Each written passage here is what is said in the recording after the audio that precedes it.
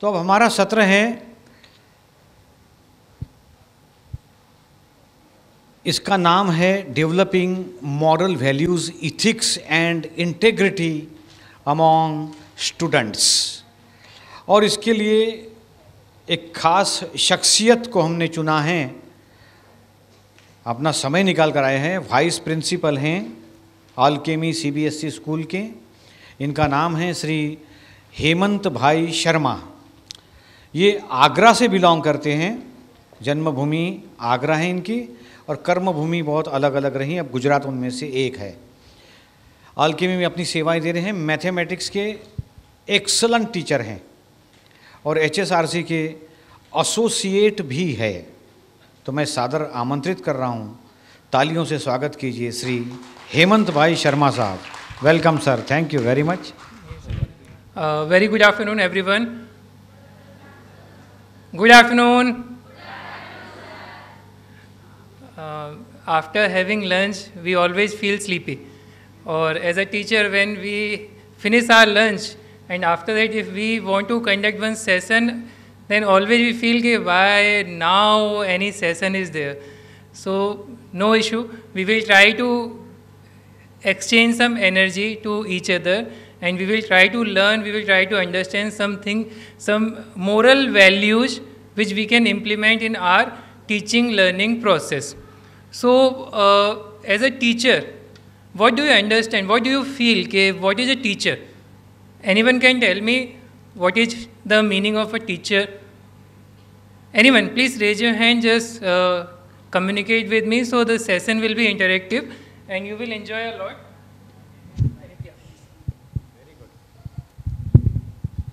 Yes, you can ask for mic.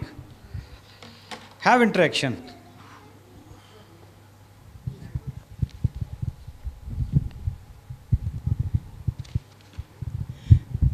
A person who expresses their knowledge to others. Very good. Express the knowledge to others. Very good, ma'am. Anyone else who can share the views? What is teacher? You all are teachers, so you must be knowing what is teacher.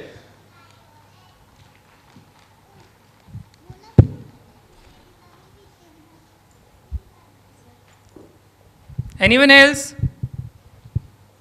No one? Yeah, please. Thank you so much, ma'am. Yes, yes. This ma'am is going to share from Euro School. A teacher is a person who educates, makes the child competent, and inculcates a lot of values, ethics in them. Nice, nice. Thank you so much, ma'am. As both the ma'am said, the teacher. अगर हम देखते हैं teacher कौन है, आप अगर घर पे देखते हैं, parents are the teacher for the children. When we go to society में जितने लोग मिलते हैं वो हमें कुछ सिखाते हैं. When we go to market then we learn something, and when we go to school then teachers are giving us some tips. Now if we will see about teachers, तो टीचर का काम है समाज का निर्माण करना. अब अगर हम देखें तो ये बहुत बड़ी रिस्पॉन्सिबिलिटी है, लेकिन जनरली हम क्या सोचते हैं, जैसे कल लाला सर ने एक एक्टिविटी कराई थी कि आपकी प्रॉब्लम क्या है, तो we have got the problem के पैसे की प्रॉब्लम है, हेल्थ की प्रॉब्लम है, so many issues we have got. But teacher का काम अगर देखें कि टीचर अपनी प्रॉब्लम कभी देखता नहीं है. अगर आप देखें 2019 कोविड आया था, डॉक्टर्स को अप्रिशिएशन मिला, उन्होंने काम किया. पुलिस वालों ने काम किया, उनको अप्रिशिएशन मिला. एज ए टीचर आपने बहुत एफर्ट्स लगाए थे, क्या किसी ने आपको अप्रिशिएट किया? कभी किसी ने अप्रिशिएट किया? बिल्कुल नहीं. सैलरी आपको मिली थी उस समय 50%, 25%, 65%, depends on different schools. After putting those many efforts, after COVID finished, after COVID done, then what we were getting कि टीचर्स के ऑनलाइन क्लासेस की वजह से हमारे बच्चों को मोबाइल की हैबिट लग गई. After putting those many efforts, we have got a blame that we have spoiled their children. Am I right? तो क्या हमने टीचिंग छोड़ा? तो मतलब अगर ऐसा देखें तो टीचर कैसे हुए? टीचर एक चिकने घड़े की तरह हो गए। उनके ऊपर कोई कितनी भी तरीके की बातें करे, छीटाकछी करे, उनको कोई फ़र्क नहीं पड़ता। They are dedicated towards the education, they are dedicated to make the society, और they are working there, they are doing this work with full dedication. Am I right? Yes और no? Yes yes sir, excuse me please. Sir अपना अभिप्राय देंगे। Sir मेरा एक सवाल है बहुत सालों से जी। शिक्षक और गुरु, उसमें क्या अंतर है? ये बहुत अच्छा सवाल है और इसको आई थिंक समझना बहुत ज़रूरी है। जैसे एंशिएंट टाइम में गुरु होते थे। अब उस समय अगर आप गुरु देखें, गुरु वशिष्ठ, गुरु द्रोणाचार्य, बहुत सारे गुरु थे और they all were expert in their field. Teachers are also expert in their field. Maths teacher, physics teacher, chemistry teacher, हम ऐसा बोलते हैं। लेकिन गुरु और टीचर में क्या डिफरेंस है? गुरु बच्चों को मोरल वैल्यू सिखाता है। गुरु बच्चों को एक सिटीजन बनना सिखाता है। गुरु बच्चों को रिस्पॉन्सिबिलिटी सिखाता है। जिन मोरल वैल्यूज के बारे में आज हम बात करने वाले हैं, एक अच्छा गुरु, एक टीचर गुरु में कब कन्वर्ट हो जाता है? जब वो अपने सब्जेक्टिव को छोड़कर उनको मोरल एथिक्स, मोरल वैल्यूज देना शुरू करता है, तब एक टीचर गुरु बन जाता है, वरना टीचर टीचर ही रहता है। आगे चलते हैं इसी टॉपिक को लेके कि आज के समय में टीचिंग प्रोफेशन एक बिजनेस हो गया है, कहा जाए तो धंधा बन गया है। हमें पैसा कमाना है, कोचिंग इंस्टीट्यूट ओपन कर दिया, पढ़ा रहे हैं, फिजिक्स पढ़ा रहे हैं, मैथ्स पढ़ा रहे हैं, केमिस्ट्री पढ़ाते हैं, साइंस पढ़ाते हैं, डिफरेंट अपने सब्जेक्ट्स में ध्यान देते हैं और घर आ जाते हैं। और फिर सोचते हैं मेरे ट्यूशन में कितने बच्चे आ रहे हैं, कम क्यों आ रहे हैं, ज़्यादा क्यों आ रहे हैं। इवन स्कूल्स भी सिर्फ एडमिशन पर ध्यान देते हैं। ये सबके साथ प्रॉब्लम है। We all are facing, I am also belongs to Alchemy school, I am also facing the same problem. तो अब जब हमारे पास, हम जब स्कूल में जाते हैं या क्लास में जाते हैं, तो हमारा पहला काम है सिलेबस कंप्लीट कराना। प्रिंसिपल्स भी हैं या वाइस प्रिंसिपल्स भी हैं, टीचर्स भी हैं, तो हम सबसे पहले टीचर्स को क्या बोलते हैं फर्स्ट डे कि आपका ईयरली प्लानिंग बताइए कि आप कैसे पढ़ाने वाले हैं, क्या करने वाले हैं, आपने सिलेबस बाइफरकेट कैसे किया। अभी आपका किसी का स्कूल स्टार्ट हुआ है अभी तक? सबसे पहला काम आपने सर क्या किया होगा? सिलेबस। सबसे पहला काम है सिलेबस बताना। और जब हम क्लास में एंटर होते हैं तो स्पेशली इन हायर क्लासेस और लोअर क्लासेस, क्योंकि वहाँ प्राइवेट पब्लिकेशंस की बुक ज़्यादा रहती हैं, तो उनका पहला काम है सिलेबस पे फोकस करना कि बच्चे को सिलेबस जाके कंप्लीट करके ख़त्म कर दीजिए, अपना काम ख़त्म। अब उस बीच में हमारा ईगो, हमारा गुस्सा, पनिशमेंट बिहेवियर, हम सब कुछ बच्चों को ट्रांसफ़र कर रहे हैं। कभी आप सोचिएगा कि अगर कोई टीचर बहुत गुस्से में रहता है तो आप देखिएगा उस क्लास के बच्चे भी गुस्से में रहेंगे। अगर कोई टीचर का ईगो बहुत हाई है तो उस क्लास के बच्चों का ईगो बहुत हाई होगा। तो whatever energy you are having, same energy you are transferring to the students. आज के समय में, जैसे दादाजी के समय में, बच्चे टीचर से आर्गूमेंट करने में डरते थे। आर्गूमेंट क्या, जैसा बोल दिया जी सर, थैंक यू सर, इतना बोल के निकल जाते, चाहे उनकी कितनी भी गलती हो। लेकिन आज के समय में देखिए इम्पेशेंट है, पेशेंट है ही नहीं उनके अंदर। क्यों? क्योंकि टीचर्स का बिहेवियर उस तरीके का डेवलप हो चुका है। तो जब भी आप क्लास में पढ़ाने जाते हैं या कभी भी जाएं, कहीं भी पढ़ाने जाते हैं, तो सबसे पहले आप ये मोटिव के साथ जाइए कि आज मैं बच्चे को कुछ सिखाने जा रहा हूँ। मेरा ईगो, मेरा गुस्सा, मेरी पर्सनल प्रॉब्लम, सब कुछ मैं क्लास के बाहर या स्कूल के बाहर रखकर कुछ बच्चों को कंट्रीब्यूट या कुछ सोसाइटी की तरफ कंट्रीब्यूट करना चाहता हूँ। अगर ये माइंडसेट के साथ आप जाते हैं, यू वॉन्ट बिलीव, आपकी क्लास सबसे अच्छी क्लास बन जाएगी। जिस तरीके का बिहेवियर आप क्लास में कैरी करते हैं, सेम बिहेवियर आपके बच्चे दिखाएंगे। ये आप अगर सोचें, देखिएगा, सोचिएगा कि कई बार जब मैं बहुत खुश होती हूँ, आप देखिएगा बहुत सारे एग्जांपल्स आते हैं। कुछ टीचर्स आते हैं इस तरीके से आएंगे, okay students, take out your notebook and textbook, yesterday we have started chapter number 2, now open exercise this, they will start working in this. कुछ टीचर्स होते हैं जो क्लासमेट होते हैं, good morning student, how are you, how was your vacation, they interact with teacher. अब दोनों cases में class की एनर्जी लेवल कैसा हो? फर्स्ट वाले केस में बच्चा पढ़ना चाहेंगे, बोले भाई बोरिंग लेसन, वही पढ़ाने आएंगे, दोस्त हम कराएंगे और चले जाएंगे, कोई फायदा नहीं। जैसे हम आजकल न्यूज़ में सुनते ही ना कि टीचर्स ने हमें ट्रिग्नोमेट्री पढ़ाया, sine theta, cos theta, tan theta, उसका कहीं काम आया नहीं आया, फिर भी हम पढ़ा रहे। लिंगर मैथ थीटा हम वही पढ़ा रहे, बच्चे हमें सब्जेक्ट से याद नहीं रहे।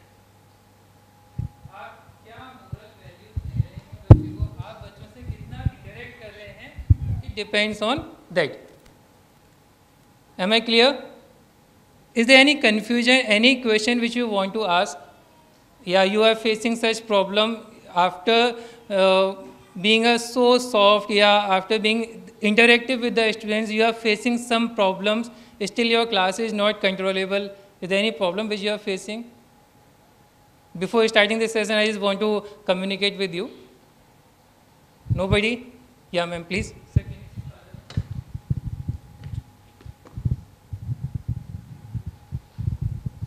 हाइपर एक्टिव जो बच्चे होते हैं उसको क्लास में कैसे कंट्रोल करें? जैसे वो बच्चा एक्सीलेंट है, लिख देता है, पढ़ लेता है, सारे आंसर देता है, फिर भी वो जल्दी जल्दी लिख देता है, बाद में दूसरों को परेशान करता है जी। वो हमें भी परेशान करता है क्वेश्चन पूछ के।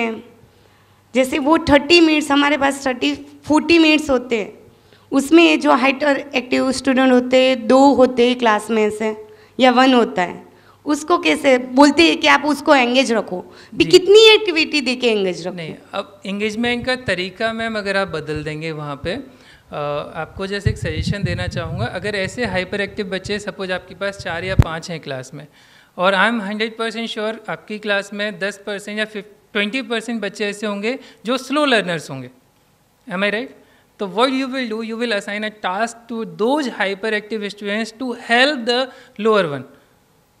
आप उनको टास्क दीजिए कि आपको सब कुछ आ गया, अब आपका टास्क है इन बच्चों को सिखाना। तो that is converted into a group activity, peer teaching या peer learning. When they will sit in a group, and जो स्लो लर्नर्स हैं उनको बहुत सपोर्ट चाहिए होता है। और anyone is there from engineering department या इंजीनियरिंग फील्ड? सर हैं, और सर के अलावा प्रोफेसर भी थे सर। तो अगर सर भी हैं, thank you so much sir. अगर आप इंजीनियरिंग में सर थे तो सर को पता होगा कि प्रोफेसर जब पढ़ाते थे तो आई थिंक सबसे बोरिंग लेक्चर प्रोफेसर्स पढ़ाते थे। और इंजीनियर्स के जब एग्जाम्स आते हैं, what they do, they before 1 week prior या 1 week prior they call the students, call the friends, and they do peer teaching या group learning, and they score 75%, 80%. Why? क्योंकि प्रोफेसर और बच्चे ने क्या किया, प्रोफेसर ने बच्चों के साथ एक डिस्टेंस मेंटेन करके रखी। तो जो भी प्रोफेसर पढ़ा रहे थे बच्चों को उसमें या इंजीनियर्स को उसमें कोई इंटरेस्ट नहीं था। जितना टाइम प्रोफेसर ने 1 साल का सिलेबस पढ़ाने में लगाया, उस पूरे सिलेबस को फ्रेंड्स ने विदिन 5 आवर्स या विदिन 2 डेज कंप्लीट करा दिया और हमें 75%, 70% रिजल्ट दिला दिया। M I right sir? ऐसा हुआ होगा आपके साथ भी सर, हुआ होगा। तो why it happened? Because we are not friendly with the students. If we will be friendly with the students, then definitely slow learner will get so many things, or hyperactive students you can engage in that area, and definitely you will get the solution of the problem. Try to do this. If not getting, just please communicate with me later. I'll give you the proper solution, more solutions also. Okay, let's start this topic today, moral values in schools. So there are 3 questions. Why morality matters in education? Anyone can tell me what is the meaning of moral values? Anyone? We are teachers, we should know what is the meaning of moral values. Just please raise your hand. Yeah. Can you please pass the mic?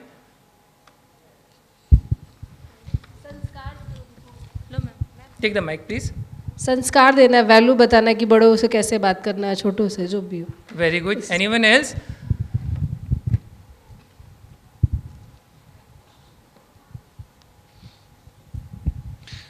Sir, moral value को नैतिक शिक्षा बोलते हैं. नैतिक मतलब नीति परक शिक्षा जो होती है वो मोरल वैल्यू होती है.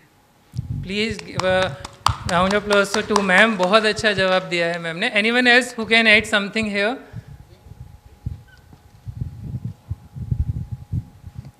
हाय, this is Suman from Euro school. Moral values वो होता है जो ऐसे बिहेवियर जिसे सोसाइटी में एक्सेप्ट किया जाता है, ऐसी बातें जो सोसाइटी में एक्सेप्टेबल होती है एंड पास ऑन की जाती है. बहुत सही मैम, बहुत very good, very good. Please थोड़ा एक्टिव हो जाइए आप भी, वरना नींद आना शुरू हो जाएगी. आपको लगेगा ये सब क्या सब आता है हमें. तो टीचर्स को पढ़ाना सबसे डिफिकल्ट होता है, टीचर्स को समझाना कुछ भी बहुत डिफिकल्ट होता है. As a principal, as a vice principal, you can understand my pain. Okay, when we are giving some tips to the teachers, always they feel, yeah, we know everything. No need to give us any suggestion. We are perfect.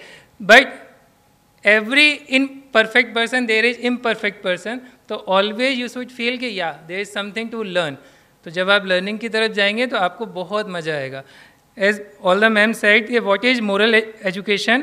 Moral education is the process of introducing ethical values, integrity and social responsibility for students in the early stage. It goes beyond textbook and exams, focusing on shaping the child personality. तो अगर आज की education को हम देखें तो ये सारे पॉइंट्स बाहर चले गए हैं.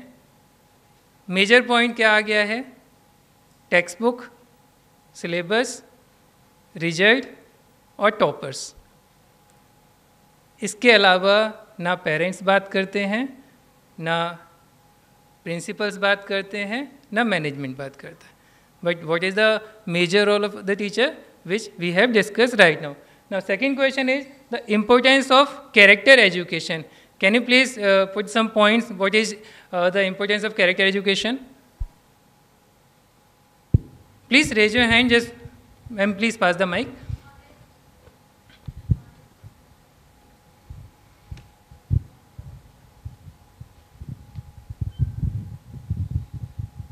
A student needs to be honest, truthful, trustworthy.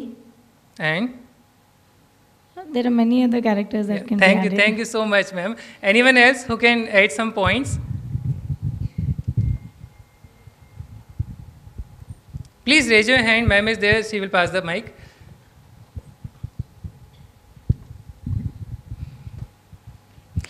The qualities which the student is having for building the character of the students means to become a good human being.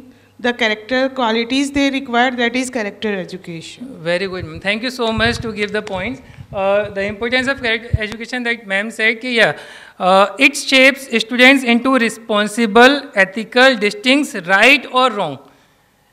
When we give the moral education or character education to the students, they know what is right, what is wrong, and it is required nowadays. क्योंकि social media ने बच्चों को बहुत divert किया हुआ है. Yesterday I was observing, छोटे बच्चे हैं यहाँ पे, they were using frequently mobile, they were watching the reels. So reels are diverting the students frequently. So it's our responsibility to give them character education so they can understand what is right and what is wrong. Third question is there, teachers' role as moral role model. अब आप मानते हैं teachers are the role model for the students? Yes or no? मानते हैं? तो आप जैसे class में जाएंगे, जैसा मैंने अभी डिस्कस किया था, जिस बिहेवियर के साथ जाएंगे, जिस तरीके से आप क्लास में जाएंगे, बच्चे वही ऑब्जर्व करते हैं. तो सबसे पहले हमें डिसिप्लिन में होना होता है, हमें अपने आप को सुधारना होता है, then only we can change the students. तो can you please next put the next slide. Now you can see here there is one point. देखिए, हम जब क्लास में जाते हैं तो हमारे जो परसेप्शन है वो हर बच्चे के लिए सेम रहते हैं. हम हर बच्चे से एक ही एक्सपेक्टेशन रखते हैं कि या तो पास हो जाए या टॉपर में आ जाए. हमारा काम ये है कि जो स्लो लर्नर्स, जैसा मैम ने कहा, तो स्लो लर्नर्स और हाइपर एक्टिव बच्चों में यही है कि हाइपर एक्टिव बच्चों से तो कभी हम खुश हो जाते हैं कि they will score 90% and they will give us 100% result. But when we discuss about slow learners तो उनके लिए हमारे पास कुछ नहीं होता. तो एज अ टीचर हमें बच्चों को आइडेंटिफाई करना होता है, बच्चों की इंटेलिजेंस को समझना होगा. इंटेलिजेंस को समझने के लिए यहाँ पे आपको थोड़ा सा एक्सप्लेनेशन देना चाहूँगा मैं. There is one psychiatrist professor, American professor doctor Harvard Gardner. In 1993, he wrote a book.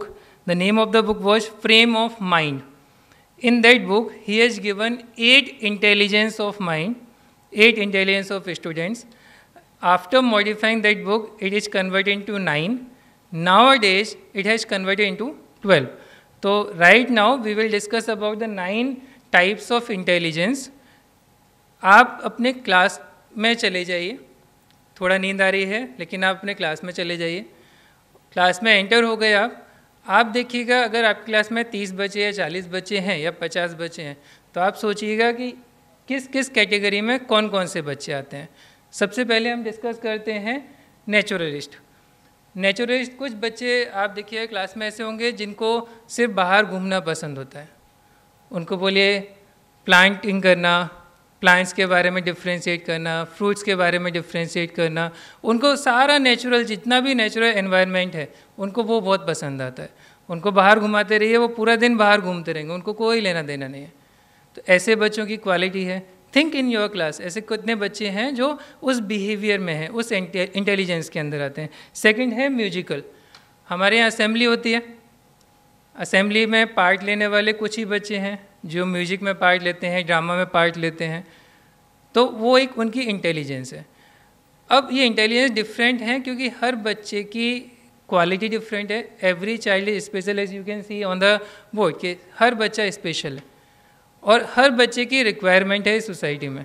तो आप किसी को मार्क्स के बेसिस पे जज मत कीजिए, उनकी स्पेशलिटी, उनके इंटेलिजेंस के बेसिस पे उनको प्रॉपर गाइडेंस दीजिए जिससे उस इंटेलिजेंस का यूज करके they can make their career. Third is logical mathematics. As you said hyper active बच्चे हैं तो मैथमेटिक्स में स्ट्रांग होते हैं. They can become scientist, they can become finance officer also. तो जितने भी स्टेम क्राइटेरिया होता है, science, technology, engineering and mathematics, वहाँ मैथमेटिकल क्वालिटी वाले, लॉजिकल मैथमेटिकल इंटेलिजेंस वाले बच्चे ज़्यादा एक्टिव रहते हैं. Fourth is existential. एग्जिस्टेंशियल के बारे में कोई बता सकता है ये इंटेलिजेंस किस तरीके के बच्चों को डिनोट करती है? What is the meaning of this intelligence? Anyone please raise your hand.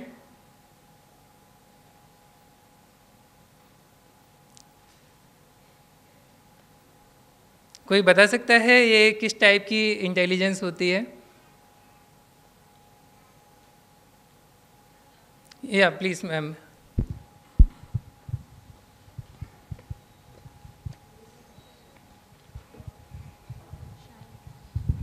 Maybe I'm wrong. I feel existential, right? Yes. Is it something to deal with the present? They live in a present and they think about something, whatever is right now. They don't think about past or the future, something. Is it something? Maybe I am wrong. I don't know. Okay. Ma'am, you want to say something? I am not sure, same here.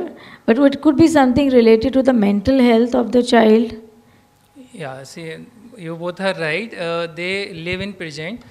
And existential means होता है यहाँ पे जो बच्चे life के बारे में बहुत बात करते हैं, जिनको लाइफ और डेथ के बारे में मीनिंगफुल बहुत ज़्यादा वो रियलिटी के बारे में बात करते हैं।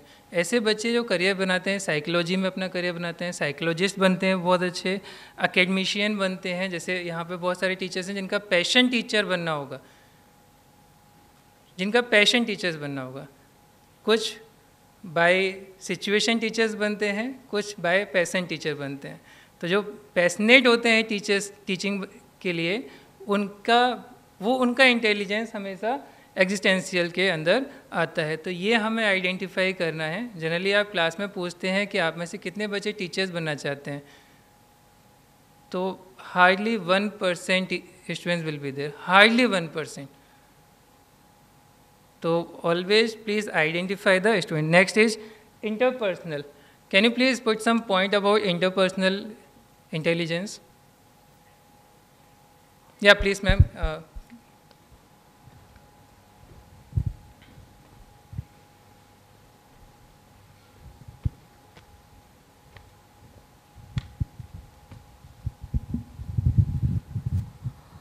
It's interactive or friendly with others. Nice, ma'am. Anyone else? Get mingled with other persons. Great. Anything else?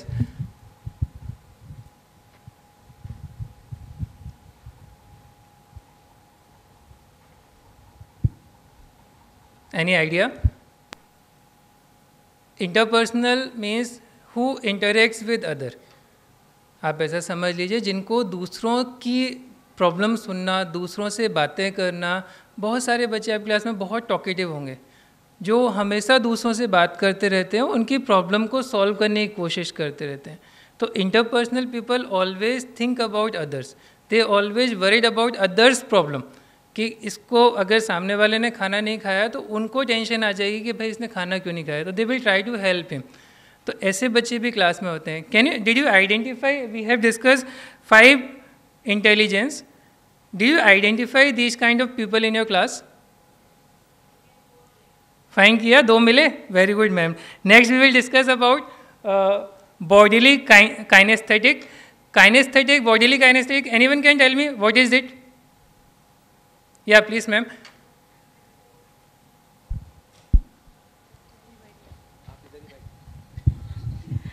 Such kind of students, those who are very active in the classroom, physical activity, they get involved in physical activity, if I'm not mistaken. Nice ma'am.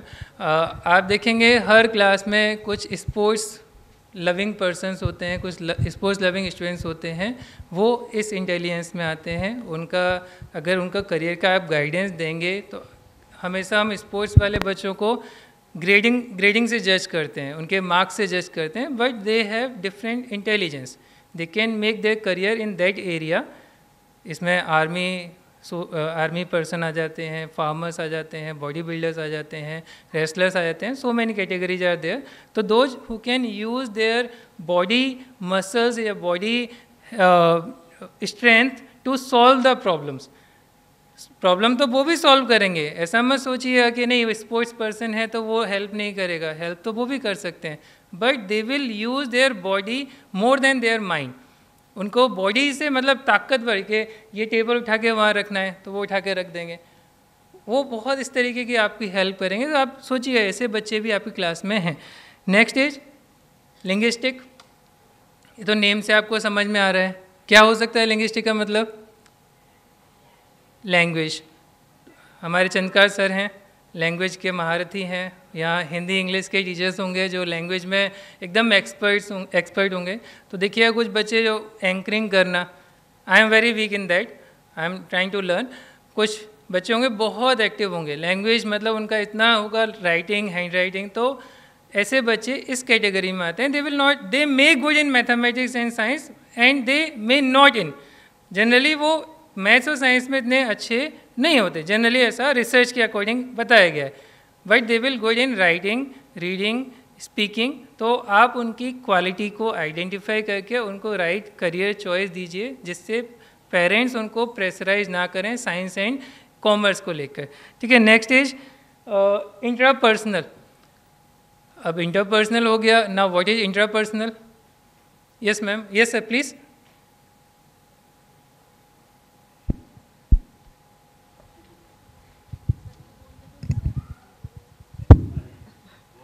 Students, those who are introvert, they do not like to mingle with others, loves to stay isolated and study. Isolated and study. Any other points, sir? Yeah, as ma'am said, they are introvert and they usually enjoy their own company. Yes. So there is a difference between interpersonal and intrapersonal. Interpersonal people talk about others, and intrapersonal people always talk about themselves. They think they are in imaginary world. आपने तारे ज़मीं पे movie देखी होगी, देखिए सभी ने, उसमें बच्चा था, वो अपनी दुनिया में था, अपने इमेजिनेशन में था, अपनी दुनिया बना रहा था वो खुद से। तो ऐसे बच्चे इस कैटेगरी में आते हैं, तो वो अपनी ही लाइफ में रहते हैं, अपने में ही खोए रहते हैं। तो उन बच्चों की क्वालिटी समझ के उनके अकॉर्डिंग आप करियर चूज कीजिए, उनको बताइए, गाइड कीजिए, तो definitely you will help them. Last एज स्पेशल, क्या मीनिंग होगा इसका? थोड़ा नया वर्ड होगा I think for all the teachers. क्या मीनिंग है इसका? या प्लीज सर, मैम प्लीज बोलिए। हाँ,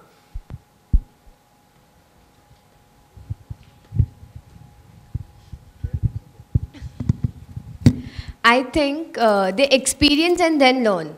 Experience and learn. Okay. Anything else? Please put your points. What do you feel? What kind of intelligence it is? और ये quality यहाँ almost female crowd है, 90% फीमेल्स में ये क्वालिटी होती है। इंटेलिजेंस 90% फीमेल्स में होता है। अब आप फीमेल हैं, आप सोचिए ऐसी कौन सी क्वालिटी है ये? या please ma'am. They are very independent. Dependent? Independent. Independent, okay. And? They are self-motivated. Okay. And? I'm telling this is quality, 90% female is having this quality. Males में तो I think 10% ही होगी या 20% होगी।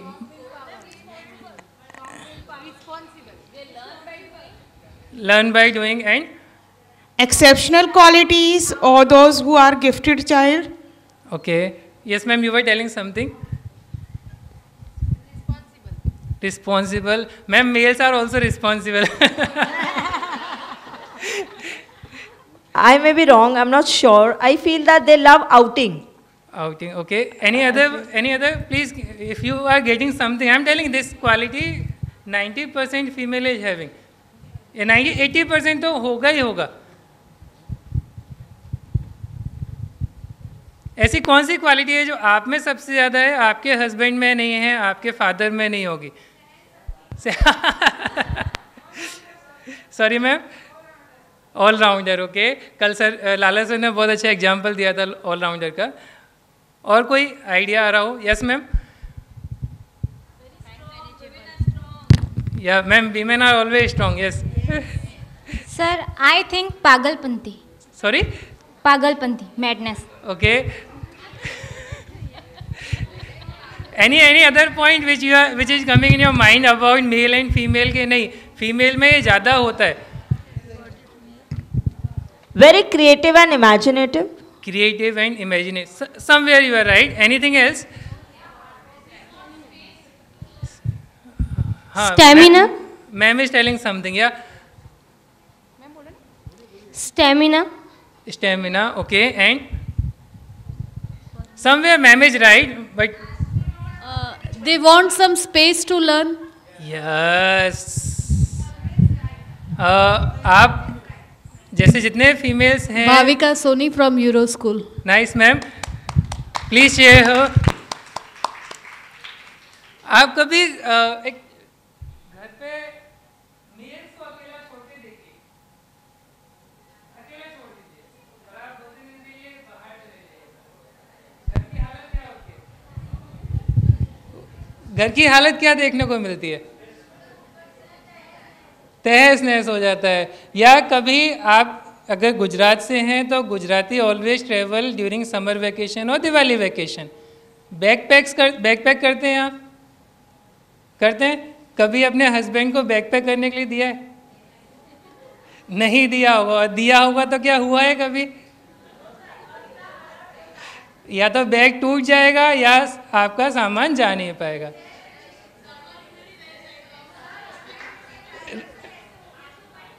हाँ, तो this is the quality, they know the space management, किस चीज़ को कहाँ किस तरीके से अरेंज करना है, they know the arrangement. Interior designer जितने होंगे उन सभी के अंदर ये क्वालिटी होती है। तो आप ऐसे बच्चे होंगे, देखिएगा जो क्लास में उनको बोलिए बेंचेस अरेंज कर दें, they will arrange in that manner, nobody will arrange, no other will arrange. तो ये क्वालिटी मैंने जैसा कहा आप सभी में है। फीमेल्स में तो ये मतलब बाय बर्थ ही है कि उनको पता है कि ये कभी भी देखिए पेंटिंग के लिए हस्बैंड को बोला ये पेंटिंग टांग दे, पेंटिंग तो गई, किचन को संभाल लीजिए। किचन देखिए आप अपना किचन की, जी yes ma'am you are telling some. सबसे अच्छा एग्जाम्पल है आपके किचन का। आप किचन में बर्तन इस तरीके से अरेंज करते हैं, अगर हस्बैंड को छोड़ दिया जाए दोबारा आपको वो चीज़ें फाइंड आउट नहीं हो पाएंगी। मिल सकती हैं, शक्कर कहीं और है, नमक कहीं और है, पानी कहीं और पड़ा होगा, बॉटल्स कहीं और है। तो आप अपने किचन को देखिए, ये क्वालिटी सिर्फ और सिर्फ फीमेल्स में होती है। तो when we are thinking about the students, तो always see these qualities in that. After that, as I said, there are 12 interpersonal, 12 intelligence. Apart from these 9 intelligence, there are 3 more. You can relate with your class, yeah, you can write down in your notebook. Number 10 is emotional intelligence. You can start writing emotional intelligence. Next is creative intelligence, and after that collaborative intelligence. Am I clear? So there are 12 intelligence. If you have 40 students in your class, please bifurcate all 40 in 12 intelligence, so easily you can handle your class. There is one news, I just want to call Chandkant sir to explain the news. Sir, please come here. ठीक है, नैतिक मूल्यों की बात चल रही है। मैं केवल आपको दैनिक भास्कर 5 जून 2025 ये न्यूज़ पढ़कर सुनाता हूँ। बच्चों की गलती पर, या कोई हिंदी टीचर पढ़ेगी तो और आनंद आएगा आपको। ये न्यूज़ पढ़ोगे? आइए ना प्लीज़, आइए, आपको अवसर मिलेगा तो बढ़िया है। पार्टिसिपेंट्स सजेस्ट मत कीजिए वो पढ़ेगी। बच्चे भी ऐसे करते हैं आपके क्लास में, मैम वो गाता है, अच्छा मैं नहीं गाऊंगा, मैम वो गाता है। वॉलंटियरली आइए, बहुत सुंदर न्यूज़ है, बस पढ़ना है न्यूज़ को बस।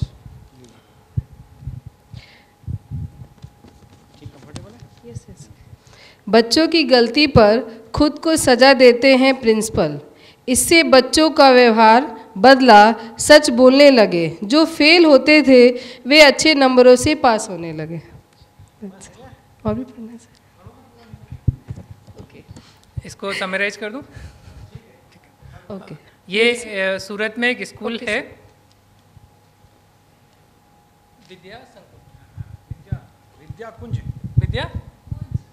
विद्या कुंज स्कूल सूरत।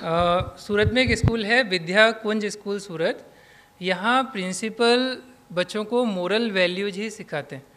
उनके यहाँ मोर देन 2500 स्टूडेंट्स हैं। 3 अलग अलग डिवीज़न में हैं, इंग्लिश, गुजराती और हिंदी। और उनके यहाँ एडमिशन उन बच्चों का होता है जो दूसरे स्कूल से निकाल दिए जाते हैं on the basis of marks. What they are teaching them, they are teaching how to clean garden, how to clean toilets. सोचिए सूरत जैसी जगह पे आपको बच्चों को टॉयलेट साफ़ करना सिखाया जा रहा है, तो पेरेंट्स किस तरीके से उसको अडॉप्ट कर रहे हैं मोरल वैल्यू या मोरल एजुकेशन को। सीबीएसई स्कूल्स में अगर आप देखें, आप बच्चे को एक पानी का बोतल दे दीजिए कि पानी का बोतल भर के ले आइए, और वो कंप्लेन घर जाके कर देता है, तो टीचर की नौकरी खतरे में आ जाती है। It happens in CBSE schools.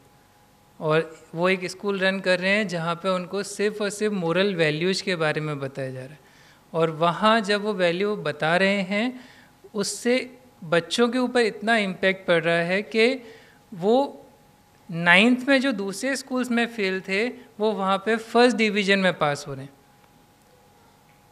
तो ये एक लर्निंग है इस टीचर कम्युनिटी के लिए कि हम सिर्फ मार्क्स के बारे में बात ना करें, हम जब भी क्लास में जाएं सबसे पहले मोरल वैल्यूज हमें सिखाना है, वो सबसे ज़रूरी है। मार्क्स, सिलेबस, ट्यूशन भी सिखा रहे हैं, कोई भी सिखा सकता है, YouTube is there, online material is there, but moral values teachers सबसे जल्दी बच्चों को दे सकते हैं। इसमें यहाँ पर एक स्टूडेंट का कमेंट है कि स्कूल में नैतिकता समझाते थे। सुनिएगा, बहुत अच्छी बात उन्होंने लिखी है। स्कूल में नैतिकता समझाते थे तो हम हंसते थे, लेकिन धीरे धीरे समझ आने लगा गुस्सा करने या लड़ाई झगड़े में कोई लाभ नहीं है। ये समझ में आने के बाद ज़िंदगी बदल गई। सुनील साहा, सेलिब्रिटी कोरियोग्राफर और पूर्व छात्र विद्याकुंज स्कूल। अब वो बच्चा कोरियोग्राफर बन गया है। अब उन प्रिंसिपल सर का मैं एक और एग्जाम्पल यहाँ पे दिया हुआ है कि अगर बच्चे ने शूज पहन के स्कूल में नहीं आया तो उन्होंने बच्चे को नहीं डांटा, नेक्स्ट डे से उन प्रिंसिपल सर ने खुद के शूज निकाल के घर पे रख दिए। विदाउट शूज ही वॉज कमिंग टू स्कूल। उनको देखकर टीचर्स ने निकाल दिए। अब ये इम्पैक्ट बच्चों पे पड़ा कि हमारी वजह से सर ने शूज निकाल दिए, देन सारे बच्चों ने माफ़ी मांगी और वो दिन है और आज का दिन है, आज तक इस तरीके की शिकायत उस स्कूल से नहीं आई है। तो व्हाट वी वांट टू से here, always try to teach the moral values to the students. Now there are some points about list of moral values.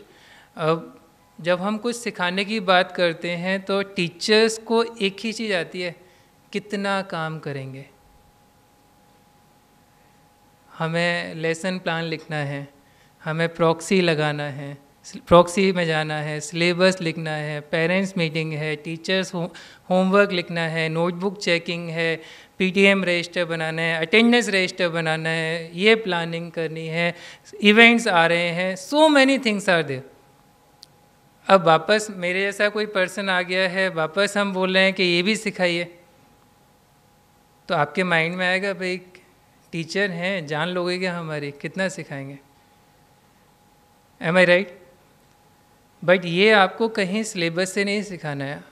Primary में या सेकेंडरी में या सीनियर सेकेंडरी में आप कोई भी टॉपिक पढ़ाते हैं तो जितनी भी वैल्यूज हैं आप उन टॉपिक के साथ रिलेट करके बच्चों को सिखा दीजिए या एग्जाम्पल्स के साथ सिखा दीजिए।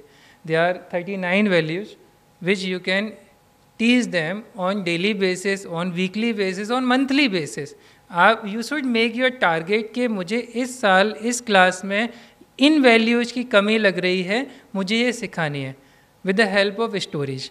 तो मैं जस्ट अभी आपसे रिक्वेस्ट करता हूँ, मैं I will ask one by one कि अगर आप बता सकें कि इस मोरल वैल्यूज़ को आप बच्चों को कैसे सिखाएंगे तो बहुत मज़ा आएगा और दूसरे टीचर्स को भी मोटिवेशन मिलेगा कि हम इसको कैसे सिखा सकते हैं।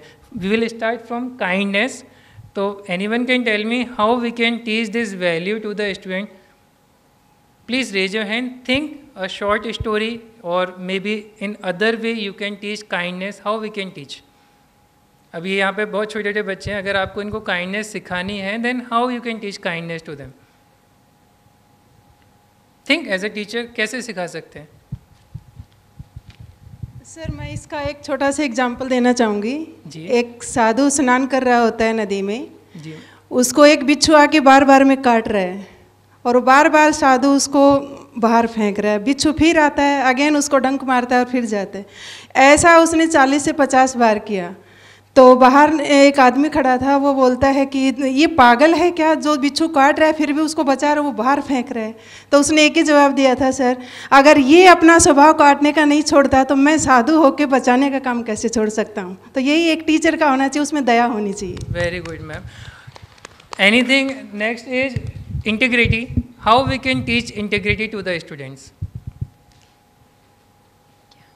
कैसे सिखा सकते हैं आप? क्या आप जो भी सब्जेक्ट पढ़ाते हैं, हिंदी, इंग्लिश, मैथ, साइंस, आपको इंटीग्रिटी सिखानी है, how you can teach them?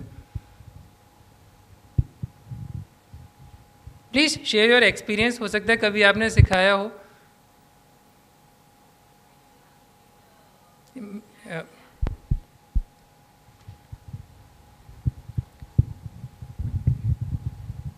especially during the national anthem is sung, Jana Gana Mana, we have seen children, they keep moving. So we have to, they see that if someone is watching you, they want to stand straight. So we have to teach them, this is some patriotism. First you have to teach them the patriotism, you can give them some examples, and then it should come from within. It's not that to show off somebody. You have to see to it that you have to do it for yourself, not to show off to somebody. So that national anthem, especially the national anthem, this is a way you have to show them that integrity. Nice, ma'am. Third is acceptance. कल इस पर बहुत अच्छे sir ने बताया होगा, लाला sir ने. Acceptance बहुत ज़रूरी है. कोई बता सकता है कैसे सिखा सकते हैं ये? Please try to participate. कैसे सिखा सकते हैं acceptance? Sir, it's my experience. When I was teaching in 10th grade, one boy was there. He was very naughty. So every teacher used to give, as I was a class teacher at that time, every teacher used to come and say to me that your class child is so bad, he is not listening to us and disturbing the classes and all. But I accepted him and I gave him such a good space for him that he will improve himself. Even today, sir, in the whole school, he is coming and touching my feet every day and getting the blessing and saying that, ma'am, you are the best. So sometimes we should not give the complaint to others, but we should accept that child and we should teach the moral to him that how to give the respect to other elders and fellow members. What a this nice is the example. way of acceptance. What a nice example. This example, I think, especially for mathematics teachers, always they feel जो slow learners हैं वो किसी काम के नहीं हैं, उनको कुछ नहीं आता है, वो हमारा रिजल्ट बिगाड़ देंगे. But you have to accept कि they have these different intelligence and they belong to some different category. And we have to accept and we have to give them such tasks or such questions which they can just get passing marks, nothing else. Because they have different line to go. They are not going to be engineer, they are not going to be a scientist, but they will do something in their life. So that we have to accept as a math teacher, and we need to give them some tips and tricks which they can use in their education or in their examination. And fourth is here, focus. Can you share some story about focus if you have taught this moral values to the students in your class, in your career? How you will teach focus here, how you have implement this moral value? Anyone can tell me? Please share your views. We all are discussing, we are learning from each other. Think कुछ आ रहा हो दिमाग में कि हमने focus पे कैसे work किया, कैसे बच्चों का फोकस इंक्रीज किया, कैसे उनको मोटिवेट किया उनके करियर के लिए, उनके मार्क्स के लिए या उनको कुछ सिखाने के लिए. Any idea? Any story which you want to share? For this also I can say my own experience. In between, one of the teacher in 7th grade left the school for a certain reason. So I was given the opportunity to go and teach in that 7th grade, even though I was teaching in the higher grade. So I accepted that. And one of the child was not doing anything in that class. So I got wondered why that previous teacher did not done anything to improve that child. So I took it as a challenge, and personally every day I used to give 2 to 3 questions to him and write it and come from home. So I was so friendly with him. Because of my friendliness, he focused in that subject and started to write the notebook and complete that, and he got the passing mark. Before that, he never used to get the passing mark also. So for that reason, I would like to appreciate myself because I focused upon his weakness and I encouraged him. Thank you. Any other story which anyone want to share about focus? See, both the moral values are dependent on each other, acceptance and focus. If you will accept the problem of the child, then only you can give increase his focus. जैसे मैंने slow learner की बात की कि अगर बच्चे के marks नहीं आ रहे हैं, इफ़ यू हैव एक्सेप्ट, तो आप उसको मोटिवेट करके उसका फोकस कर सकते हो उसके एकेडमिक्स को लेके. लेकिन अगर आप डीमोटिवेट करना शुरू कर देंगे, आप एक्सेप्ट नहीं करेंगे, तो उसका फोकस पढ़ाई में रहेगा ही नहीं. तो both the moral values are dependent on each other. Next is responsibility. This is the role of teacher के बच्चों को रिस्पॉन्सिबल बनाना है. तो how we can inculcate this habit in the students? Can you please share the views? Yeah, if suppose you are standing in a class and you want to teach this story. Yeah, please. We can make volunteers for different duties. So by that they will become responsible. Yeah, very good. In CBSE school we have house captain, we have head boy, head girl, we are appointing class monitors also. So we are making them responsible towards the discipline. So similarly we can make them responsible in different tasks. Next is honesty. Without honesty nothing will work. तो अगर हम teacher हैं तो सबसे पहले हमें बहुत honest होना होगा about our profession. If we are honest about our profession तो ही हम ये वैल्यू बच्चों को ट्रांसफ़र कर पाएंगे. और honesty is the best policy, हम बचपन से पढ़ते आ रहे हैं. और आई एम 100% श्योर आपने कहीं ना कहीं इस चीज़ को एक्सेप्ट या लाइफ में फेस किया होगा कि without honesty nothing will work. लेकिन आज के समय में बिजनेस में या कहीं भी देखें तो ऑनेस्टी को एक जस्ट एन टाइम पास के कुछ नहीं होता. Dishonesty is the best policy, ऐसा हो गया है इस आज के सिनेरियो के हिसाब से. Still honesty is the best policy. Please try to teach this value to the students so we can make them better citizen. Next is commitment. Commitment का आप कोई एग्जाम्पल दे सकते हैं? How we can teach this value to the student, commitment. क्योंकि ये बहुत आता है, हम फेस करते हैं. बच्चों को होमवर्क दिया कि हम आज करके लेकर आ जाएंगे, कल करके लेके आएंगे. कमिटमेंट कर दिया, फिर next day when we ask, sir notebook भूल गए, सर तबीयत ख़राब हो गई थी, सर ये हो गया था. तो always they forget whatever they have committed.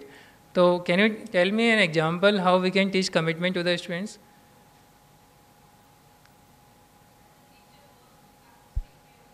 या I think first, as a teacher, you have to set an example to the students.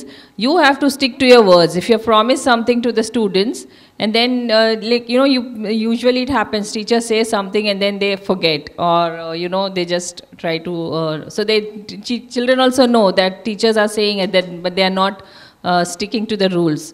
So first you have to set an example, so definitely children will also follow suit. 100% true, ma'am. It happens, teachers always promise them कि we'll check your notebooks या we will complete the checking of supplementary, especially answer sheets. तो children come to school, they ask to teachers कि ma'am आपने कहा था आज आप हमें supplementaries दिखाएंगे, आप पेपर्स दिखाएंगे. तो then teachers reply कि नहीं, कल मेरे पास ऐसा था वैसा था, मैं नहीं कर पाई. या कभी टीचर्स प्रिपेयर नहीं होते लेक्चर के लिए, तो वो लेक्चर को छोड़ के कुछ और ही बातें करने लग जाए. तो ये बहुत अच्छा एग्जाम्पल है. मैंने पहले भी कहा कि if we are well discipline then we can make others in discipline, otherwise teaching learning process will be failed. Next is loyalty. Loyalty का कोई एग्जाम्पल आप दे सकते हैं? कोई स्टोरी आप बता सकते हैं लॉयल्टी को लेकर?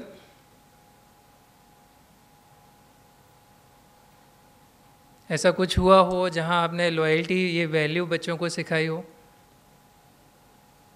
बहुत सारे टीचर्स हैं, कुछ हुआ हो कभी क्लास में?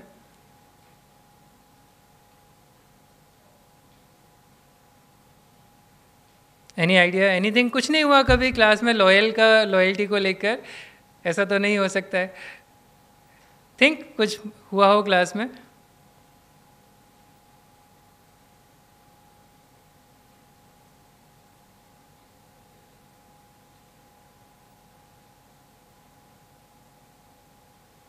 No idea. Okay, कोई नहीं. Similarly, we have 39 qualities जो हमें बच्चों को सिखानी है. We will share this slide in all the groups, So you can see, you can download, you can observe yourself and please make your target कि हमें ये moral values बच्चों को सिखानी है. और try to learn the stories about all moral values, then easily children can adopt those values. एक दिन में नहीं आएगा, ये continuous process है. आप सोचें मैंने आज काइंडनेस सिखा दिया बच्चे को और वो सीख जाएगा, इट वॉन्ट बी पॉसिबल. अब मोरल वैल्यूज़ की जब हम बात करते हैं तो अब्राहम लिंकन को हम कभी नहीं भूलते. जब Abraham Lincoln president of America, जब उनका बच्चा पढ़ने गया था तो सबसे पहले उन्होंने अपने बच्चे के टीचर को एक लेटर लिख के दिया था. तो उस लेटर का हम सार आज देखते हैं, पढ़ते हैं उसके बारे में क्या कहा था लेटर में अब्राहम लिंकन ने टीचर को, और that is related to moral values. उन्होंने जस्ट नॉर्मली उसको एक पोएम के फॉर्म में लिखा था और वो उस ज़माने से लेके आज तक चला आ रहा है. और हर एक टीचर को वो लेटर पढ़ना चाहिए, समझना चाहिए और आपके टीचिंग में उसको इम्प्लीमेंट करना चाहिए. For that I just want to call any Hindi teacher, anyone can come here, any Hindi teacher, या प्लीज़ कम मैम. मैं जानता हूँ और मानता हूँ कि न तो हर आदमी सही होता है और न ही होता है सच्चा, किंतु तुम्हें सिखाना होगा कि कौन बुरा है और कौन अच्छा. दुष्ट व्यक्तियों के साथ साथ आदर्श प्रणेता भी होते हैं. स्वार्थी राजनीतिज्ञों के साथ साथ समर्पित नेता भी होते हैं. दुश्मनों के साथ साथ मित्र भी होते हैं. हर विरूपता के साथ सुंदर चित्र भी होते हैं. समय भले ही लग जाए पर यदि सिखा सको तो उसे सिखाना कि पाए हुए 5 से अधिक मूल्यवान है स्वयं एक कमाना. पाई हुई हार को कैसे झेले उसे यह भी सिखाना और साथ ही सिखाना जीत की खुशियाँ मनाना. यदि हो सके तो उसे ईर्ष्या या द्वेष से परे हटाना और जीवन में छुपी मौन मुस्कान का पाठ पढ़ाना. अच्छा, ये ट्रांसलेट ऑटोमेटिक चल रहा. जितनी जल्दी हो सके उसे जानने देना कि दूसरों को आतंकित करने वाला स्वयं कमज़ोर होता है. वह भयभीत व चिंतित है क्योंकि उसके मन में स्वयं चोर होता है.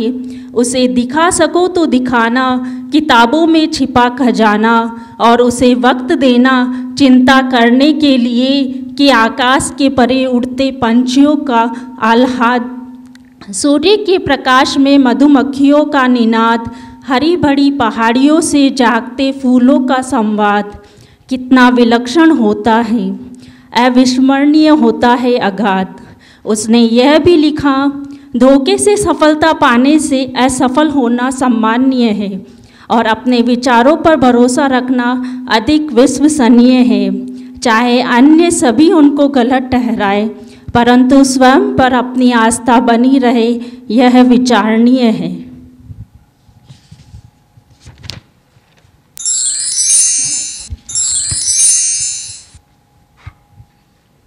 उसे यह भी सिखाना कि वह सदैव का साथ सदैव हो किंतु कठोर के साथ कठोर हो और लकीर का फ़कीर बनकर उस भीड़ के पीछे न भागे जो करती हो निरर्थक शोर.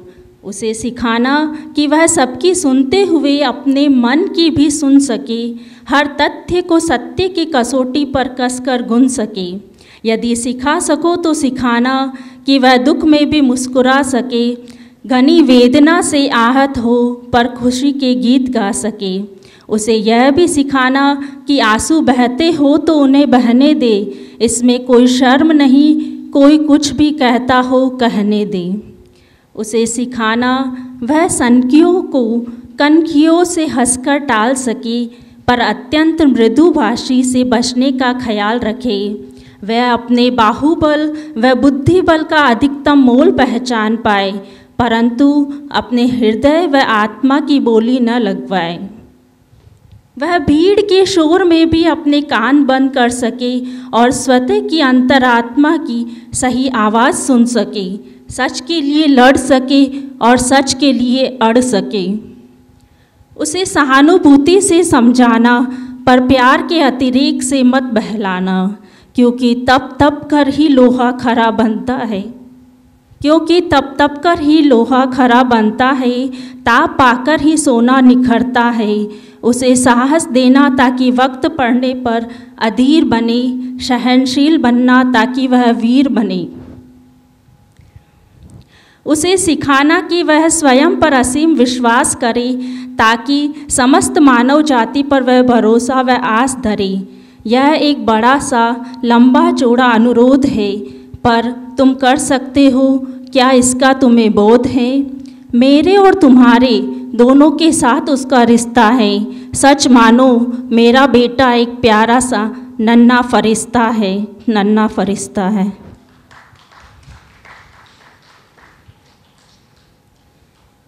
बहुत प्यारा लेटर है। एक बात कहना चाहूँगी, एक छोटी सी स्टोरी है, क्या नहीं कंटिन्यू? ओके। निज पर शासन फिर अनुशासन। कोई भी कार्य, जैसा कि अभी मेरी कलीग सविता मैम ने कहा था कि खुद सीखना, जब तक हम उस चीज़ को नहीं अपनाएंगे हम दूसरों को कैसे सिखाएंगे, ठीक है। एक हमारे आसपास की दुनिया में बहुत सारी ऐसी चीज़ें हैं जिसमें अच्छाई और बुराई का समावेश है। अब हम किससे चुनते हैं? एक छोटी सी कहानी है। एक गुरु अपने कुछ शिष्यों की परीक्षा लेने के लिए, जैसा कि हमारे गुरुकुल में रिवाज है कि सब शिक्षा के बाद एक छोटी सी परीक्षा ली जाती है, तो गुरु अपने शिष्यों को एक पंक्ति बनाकर एक गली से ले जाते हैं और वहाँ पर देखते हैं कि एक कुत्ता मरा हुआ पड़ा है। तो सारे बच्चे, इको हो रहा है ना, इसको बंद कर दो। रास्ते में एक कुत्ता मरा हुआ होता है, तो सारे बच्चे पंक्ति बनाकर उसके पास से गुजरते हैं। तो कोई मुंह बनाता है, कोई बांस आ रही है एक्शन करता है, कोई अपना मुंह छुपाकर, कोई थूक कर आगे बढ़ जाता है, लेकिन एक बच्चा मुस्कुराता हुआ उसके पास से जाता है। गुरुजी सबको देखते हैं, अरे सबने कुछ ना कुछ ऐसा किया, लेकिन इस बालक ने मुस्कुराते हुए ये रास्ता पार कर लिया। तो बालक से गुरुजी सभी शिष्यों को जाने देते हैं और उस बालक को अपने पास बुलाते हैं कि मैंने सबको देखा, सबको परखा, लेकिन तुम्हारे मुस्कुराने का कारण क्या है? तो उसने कहा, गुरुजी वो कुत्ता मरा हुआ था, उसमें बदबू आ रही थी, लेकिन उसके दांत मोती की जैसे चमक रहे थे। उस मरे हुए कुत्ते के दांत मोती की जैसे चमक रहे थे, तो मैंने तो सिर्फ उसके दांतों को देखा और मेरा रास्ता पार हो गया। इसी तरह से हमारे आसपास अच्छाइयाँ और बुराइयों का समावेश है। हमें बुराइयों को नज़रअंदाज करते हुए अच्छाइयों से प्रेरणा लेके अपने पथ पर आगे बढ़ते रहना। धन्यवाद। ज्योति शर्मा, यूरो स्कूल, सूरत। जैसा मैम ने देखिए कितने अच्छे से वो पोएम को पढ़ा। अब्राहम लिंकन का लेटर एक हर टीचर के लिए एक मोटिवेशन है। हम फोकस सिर्फ और सिर्फ एकेडमिक्स पे करते हैं, मोरल वैल्यूज बहुत ज़रूरी है। मैं बच्चों को देखता हूँ, I am worried about the students, क्योंकि first standard LKG UKG pre primary के बच्चों को देखते हैं, उनके अंदर एग्रेशन इतना ज़्यादा है, इतना वो नाराज़ हो जाते हैं बच्चों टीचर्स के से तुरंत। जैसे ये बच्चे हैं, अभी आप ये खेल रहे हैं, आप इनसे कुछ ले तुरंत नाराज़ हो जाएंगे, तुरंत रोना शुरू कर दें, तुरंत इम्पेशेंस हो जाएंगे। तो हमें उन्हें बचपन से ही मोरल वैल्यूज सिखाना बहुत ज़रूरी है। यही बच्चे बड़े होकर पेरेंट्स को पानी भी सर्व नहीं करते, यही बच्चे पेरेंट्स की सुनना बंद कर देते हैं, क्योंकि उनको वो मोरल वैल्यूज़ नहीं दिए गए। मोरल वैल्यूज़ सिर्फ एज अ टीचर ज़रूरी नहीं है, एज अ पेरेंट भी ज़रूरी है हम बच्चों को दें। आप सभी मदर्स हैं ऑलमोस्ट, तो आपकी रिस्पॉन्सिबिलिटी है कि बच्चों को डेली बेसिस पे हम कोई ना कोई मोरल वैल्यू ज़रूर सिखाएं, जिससे वो एक इस देश के एक अच्छे नागरिक बन सकें। देश तो चलिए बहुत दूर है, वो आपके घर के एक अच्छा मेंबर बन सकें। एज अ टीचर उस घर का वो उस स्कूल का एक अच्छा स्टूडेंट बन सके। अगर वो कहीं भी आपके स्कूल को रिप्रेजेंट कर रहा है तो यू शुड फील प्राउड कि मेरे स्कूल का बच्चा है और उसने इस तरीके का वहाँ पे बिहेवियर दिखाया जो आपको खुद प्राउड फील कराएगा। इसी के साथ मैं सेशन समाप्त करना चाहता हूँ। कोई भी गलती हुई हो क्षमा चाहूँगा। Thank you so much. बहुत बहुत धन्यवाद। Thank you very much Sharma sir. दिलचस्प रहा ये सेशन। इसको कंक्लूड करते हैं एक छोटी सी स्टोरी के साथ और फिर हम लेंगे 15 मिनट का ब्रेक और उसके बाद वोट ऑफ थैंक्स, आपके फीडबैक, इसके साथ हम कार्यक्रम को समापन करेंगे। 3 स्कूल थी, ए, बी और सी। तो तीनों की छुट्टी एक साथ होती थी। तो ए स्कूल का बच्चा जब घर पे जाने लगा तो देखा कि मम्मी कुएं से पानी भरकर ले जा रही है घर पे। तो बोलता है, mom what are you doing, I feel hungry and you are fetching water, what's going, I feel hungry, come fast, और दौड़ते हुए घर चला गया। दूसरा बच्चा आया बी स्कूल का और कहता है कि मम्मी जी क्या हो रहा है ये, मैं थक गया हूँ अभी, जल्दी से आओ मेरा सर दबा देना, आज बहुत ज़्यादा पढ़ाई की, सर में दर्द हो रहा है।